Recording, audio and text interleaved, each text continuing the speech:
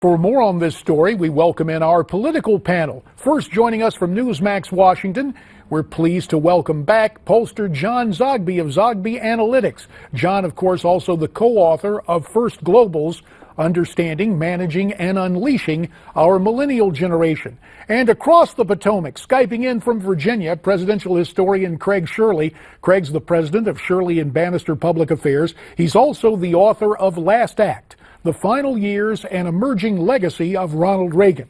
Gentlemen, we always appreciate your time here on Newsmax Prime. And Craig Shirley, first to you. You heard Bob Woodward make comparisons to Watergate. In your mind, is that a relevant type of analogy?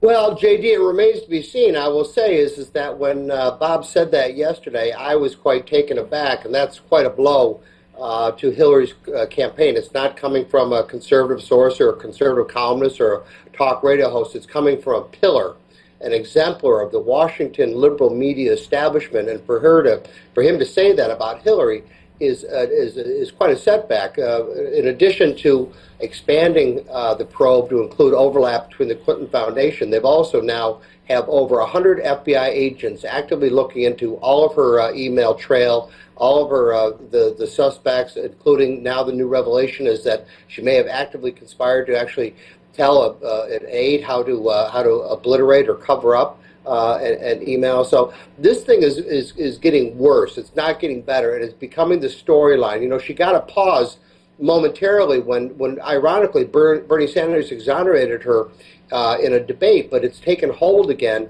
And if he's smart, he's not going to exonerate her again, because part of his appeal is ethics in government. And if he looks like he's covering up unethical government behavior, then he does himself no good. Well, Bernie Sanders, obviously the self-described socialist, may be thought of as an honest guy in Iowa, but the other thing going for him is being from Vermont, at least in New Hampshire. But is there more to the story, John Zogby, at least in terms of those New Hampshire numbers being so tight? Oh, absolutely. I mean, what we're seeing with about 3 weeks to go now before the Iowa caucuses is that Mrs. Clinton is not quite in a free fall, but her numbers are going down and Bernie Sanders' numbers are going up. New poll out today showing him within 3 points of Hillary in Iowa, leading in New Hampshire, and within 4 points of Mrs. Clinton nationwide. Something is happening to her campaign.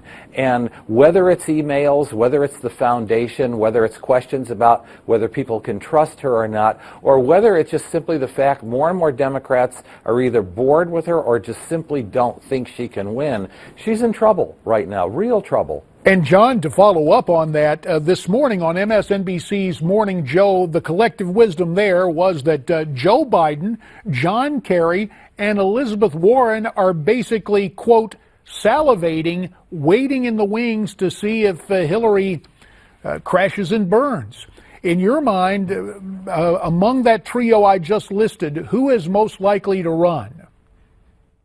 I think the vice president is the one most likely to run, the most prepared to run, the one who, actually, was auditioning prior to dropping out, picking up his team, securing potential fundraisers, having the right kind of personality, of the three of them. I do not have firsthand proof, but there is not a doubt in my mind that he is indeed waiting in the wings.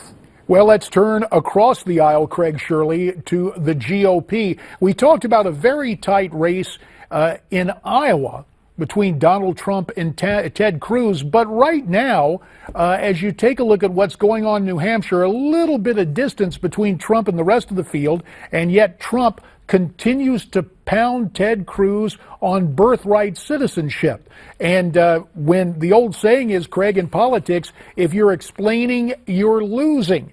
Now, we talked about basically that statistical dead heat in Iowa. Let's take a closer look at New Hampshire. Donald Trump with double digits, so it appears the race is really for second. Marco Rubio second in that Wall Street Journal NBC poll. There are other polls that show Jeb Bush closing the gap for second place. How do you see this turning out in New Hampshire?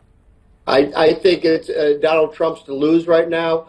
Everything is on his side right now. He's controlling the national debate. He's controlling the dialogue. He's controlling everything. And everybody right now is, on the Democratic side as well, is dancing to his tune. And he knows it. And he understands power. He understands the power of the media.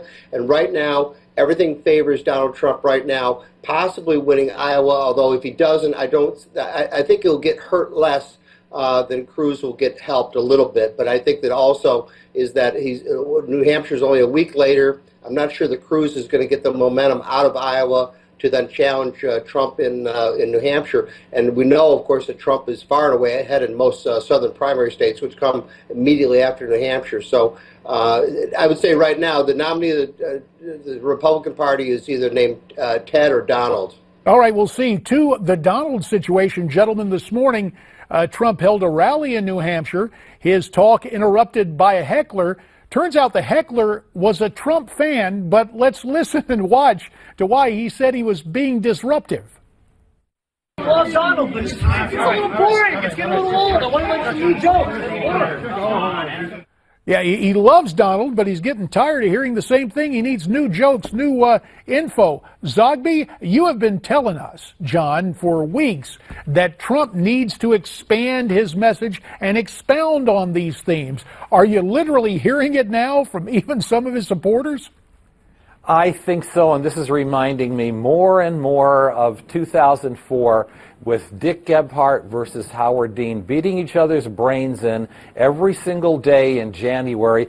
Slowly but quietly, you have John Kerry and John Edwards rising up a point a day. I say, while everybody is watching Ted Cruz and Donald Trump, I'm paying attention to Marco Rubio and Rand Paul, who has a very good ground game like his dad in Iowa. Those are the two guys to watch. They could be the sleepers in Iowa.